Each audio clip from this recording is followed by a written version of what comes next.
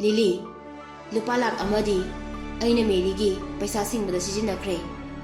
Aduga, Arima Paisaduna, Aina Zel the Lady Ngay, Mating Pangakiba, Imanaba Mayamda, Karasupito Cray. Sina Taba, Pose Labada, Mayama Susan Cray. Lily, Ngay Wakal Tauraba Matung. Nang, Paisawina Kusina Bapambra, being account the Oina, transfer to Papambra. Paisawina Pame, Ainang Yunda Dum Lake. Lily na, Lakano, Nanga Lady Hotel Lugine, address to Engon Taro, Amy Tarake. Tomthin na, thanks. Hairaga, call to Tammy. Aduga Lilyga, Mahaki location do, Seattle Rami. Tomthin, Masagi yum ama later ni kanbada, yam na harawi. Ikuidana, call a malai. Call Taurakli Badu, Lily na Tarak Pami Oirami. Tomthin Gatena Duna, Paisala Rami. Tomthin, Hotel Dudagi Togla Aga, Mahakna Legi Kaliba, Yumdugile from the Lai. Mahakna Mapam du Yorak Bada, Yumdu, Kanagumba Amana, Numit Ninigi Mamangda, Layraga Layrami. Yumdu, Punaka Marilay. Ka Amadi, Mapu Oiriba, Matay Manaw Duna Lay. Ka Mana, Koles Tamliba, Machin Manaw na Lay. Ka Masa Anidi, Hangdo na Layrami. Yumdugi Mapunupadu, Kamba Kawi. Kamba, Mabuk Yam na Chauba, Wayam na Ngangan ba, Pukchil Yam na Sawanupani. Aduga, Mahaki Nupigi Maming na Helen Kawi.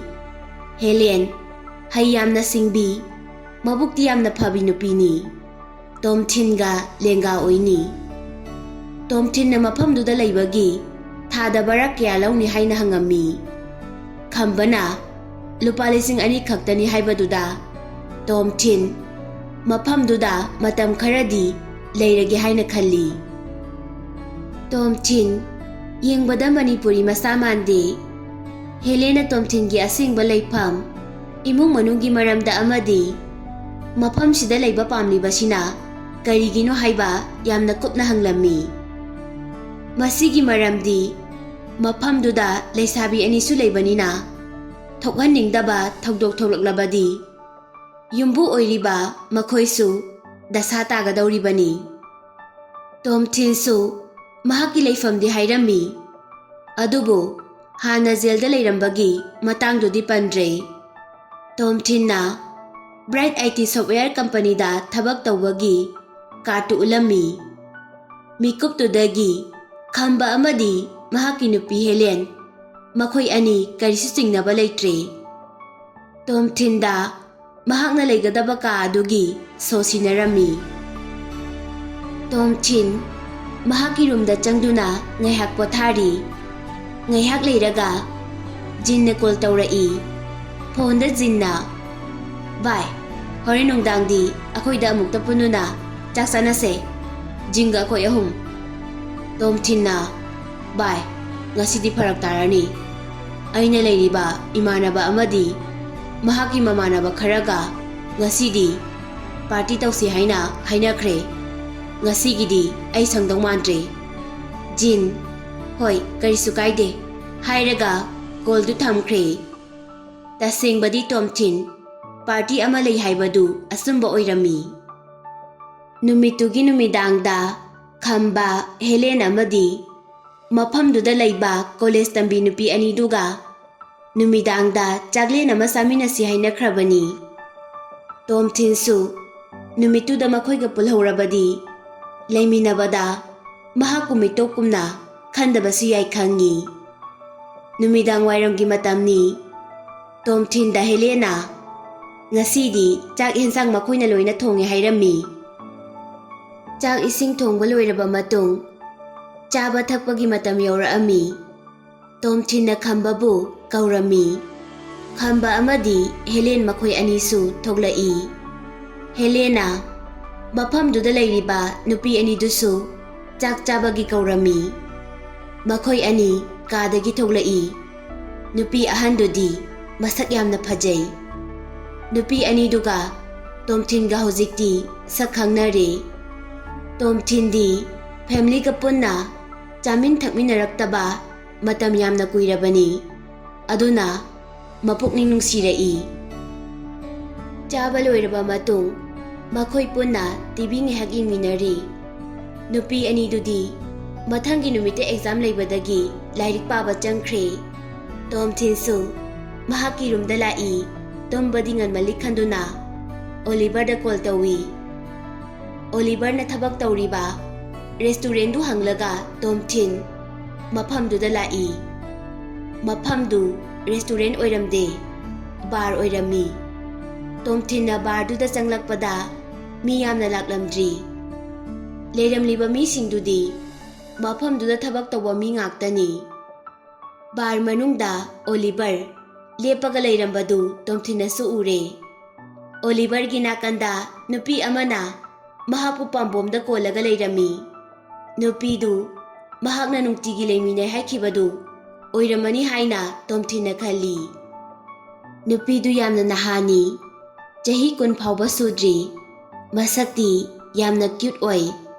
Adubu makeup tu hemanbana phajafam khangde. Mafam du da Oliver di waiter oina leiba nate. Horen customer singi marakta apaw saba usitaba yawraklabadi phunaba thamba mini. Tomthin sangakpadu ubada Oliver na nupidugi makhut lokthoi. Aduga Tomthin na makhut thangkatlaga yamba nang laedana. Tomthin su Oliver gi manak yawraktuna kanano mahakti nangi girlfriend haibaduro.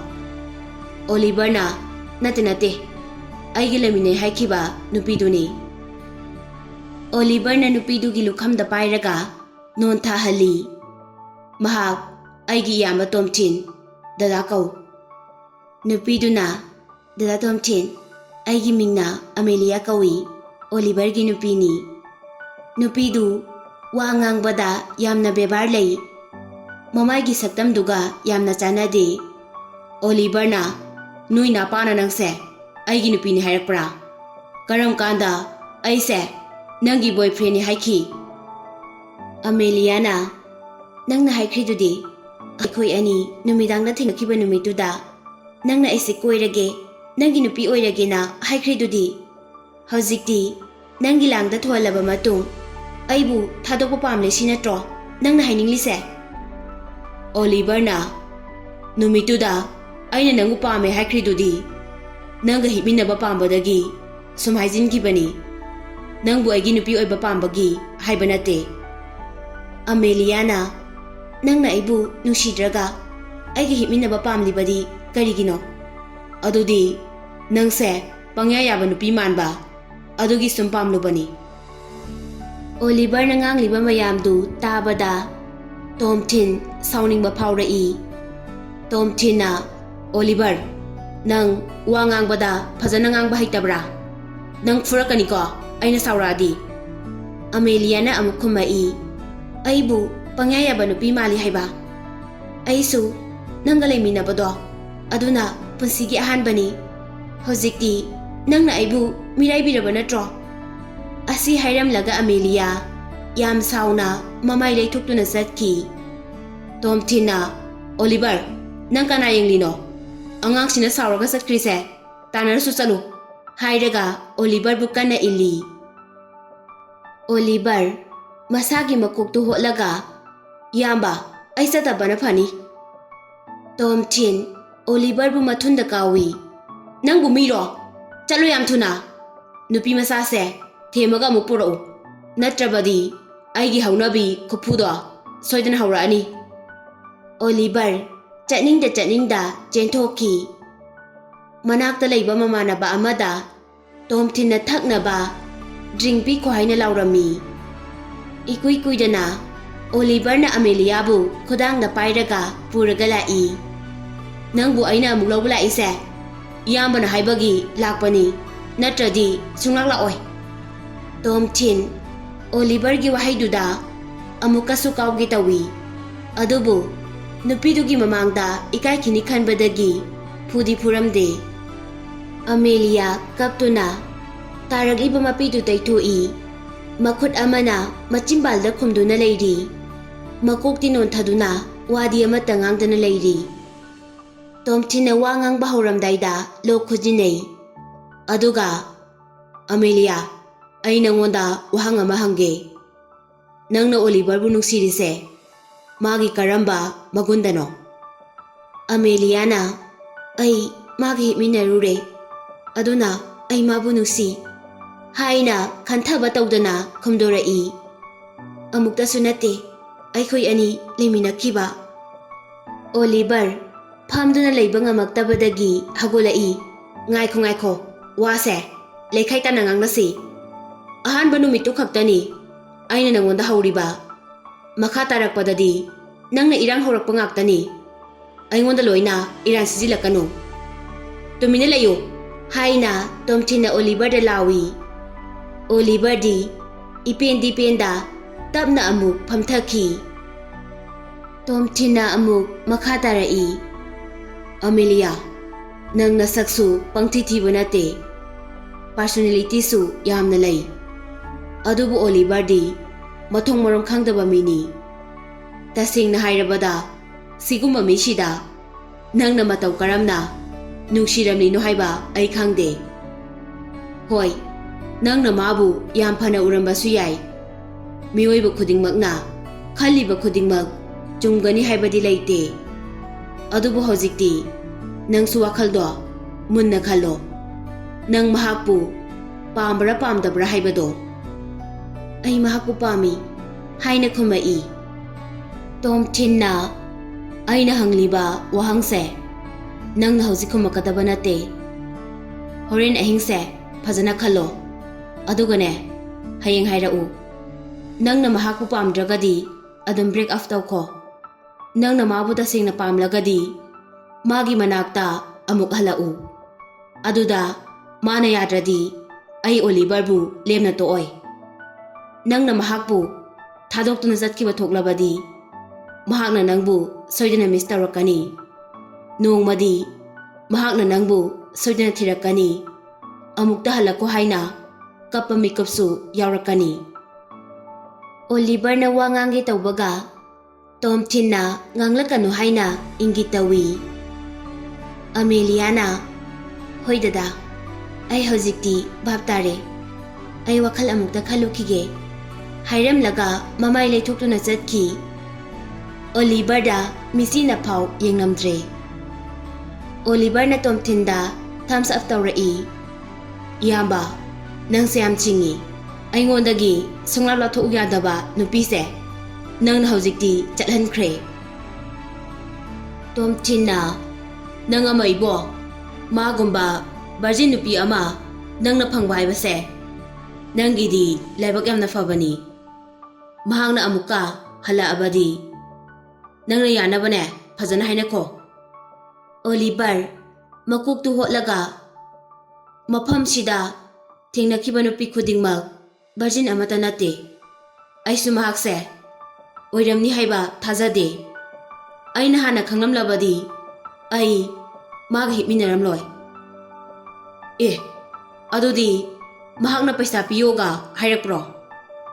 Hairakte, piyo haibagi mahut.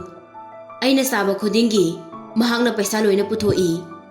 Yamna inap khulamdaw mali. Paisa su paiba. Nangonda masa pumbasu kathoklaba nupidubu nang na karigi pamdrino. Khangde, mahak na selakliba dress amadi. Tawriba, makeup mayamduda ay diyam na hinade. Ay natawgano hairabasu mana yade.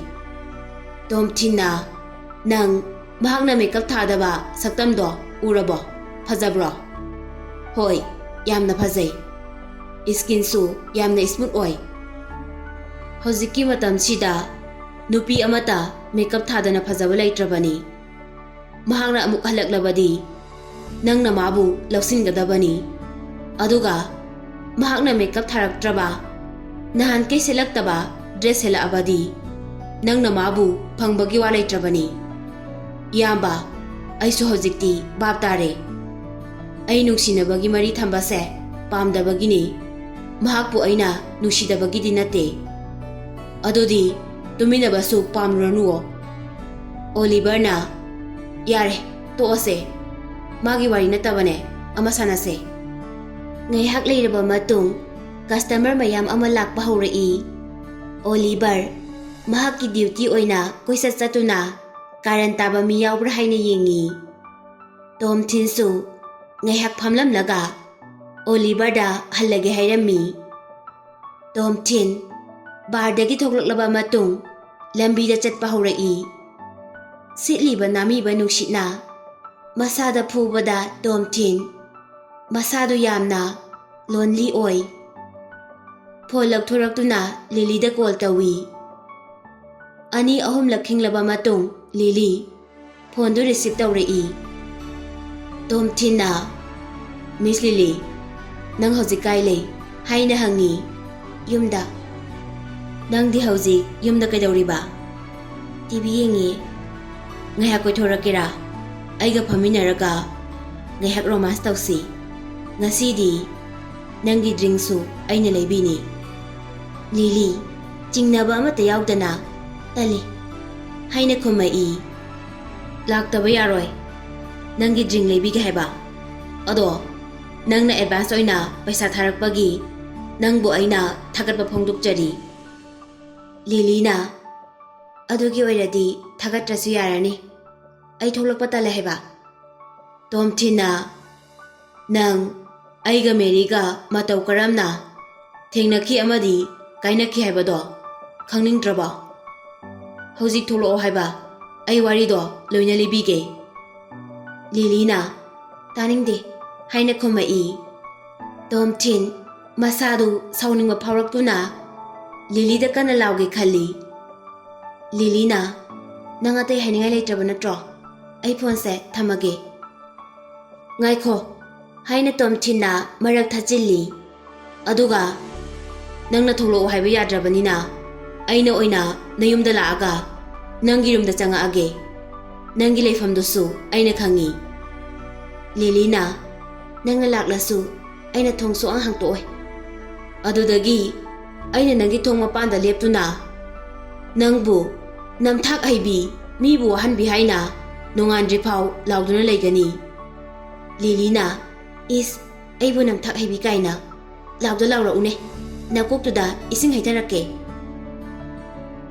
Tomthin emotion gi ihul phauduna Lily aina nangonda adumaina haibagi itik leijade ai itomta sum leibase yam lonely oi aigin haibada wari sananaba kanamata su leite masi pumnamakse nangna thokanba ngaktani hojikna aingonda ngakpa wahai khuding nungsibagi kontok amata yaude nang yamna phattaba nupini Lily amadi Tomthin wa amata ngangna khidre ngaihak tumina leinei Tomthin na kanararoi khanduna phone du kaklagi tawbaga Lily na nangi leifamdo hairao Tomthin momon minok tawduna mahakna leiriba mafamdu hairami mafamdu hek haibaga Lily yam thuna phone du kakhi aisu nupi thembadi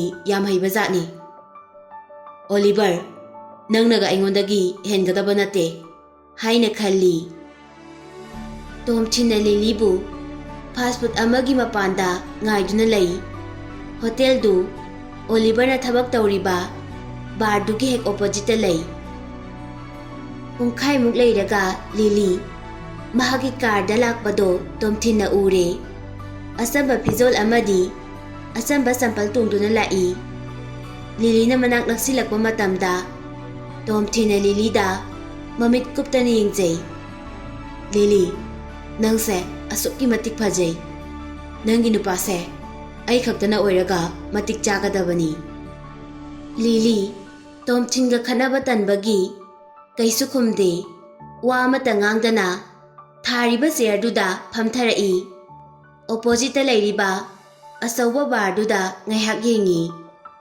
mafam dudagi tharakpa music tusu yamna phajai Tomthin na Lily asigi barsida oina changnu se hairo Lily sauna Tomthin de yengai wa ngangi tawbaga Waitress thoklai. Waitress tuna Lily da yengaga bebar leina kari sagani haina hangi. Lily na aigi oinadi coffee cup amatang pibirao. Waitress tu changkraba matung Tomthin nang na ibu kaurise kari maram lege sasat hayo matam se thingsin kini. Tomthin nokfe tauraga kari su aruba lege da ai nangbu yamna miss tawi isa se pothafam khangde nangga wari sanariba makai isagi ningamdaba asawbo khudingmak kaukthokpagum tawi. Lily na nang si ibunga wa ngangbadi phajana haire naraido phajana konba hayeba. Tomthin na aibusu adugam henjina khanganu numit kharani gi mamangda aikhoi ani Thailand da lam koiba satminakhi. Nang su matam dudadi aingonda kaisu saukhiba leite adu halakpadai aina nangonda thoina akaiba thabak amata su taukhide. Aduga hojik Manipurda halaklaba matam sida nangna aduguma mityengdo aingonda yenglibadi karigino.